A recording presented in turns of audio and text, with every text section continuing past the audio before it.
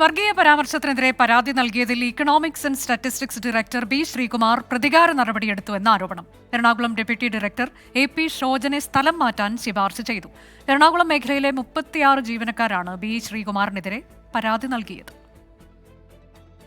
അവലോകന യോഗത്തിൽ വർഗീയ സ്ത്രീവിരുദ്ധ പരാമർശങ്ങൾ നടത്തിയെന്നായിരുന്നു എക്കണോമിക്സ് ആൻഡ് സ്റ്റാറ്റിസ്റ്റിക്സ് വകുപ്പ് ഡയറക്ടർ ബി ശ്രീകുമാറിനെതിരായ പരാതി. എറണാകുളം മേഖലയിലെ മുഴുവൻ ജീവനക്കാരും ഈ പരാതിയിൽ ഒപ്പിട്ട് നൽകി.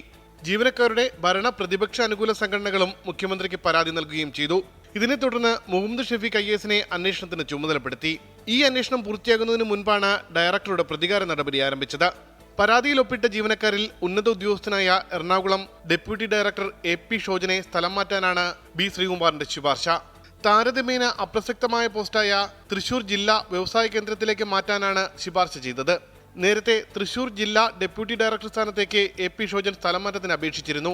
ഈ അപേക്ഷ പരിഗണിച്ച് ആ ഓഫീസിന് 15 കിലോമീറ്റർ ചുറ്റളവിലുള്ള മറ്റൊരു ഓഫീസിലേക്ക് സ്ഥലം മാറ്റുന്നു എന്ന വിചിത്ര കാരണമാണ് ശുപാർശയിൽ പറയുന്നത്.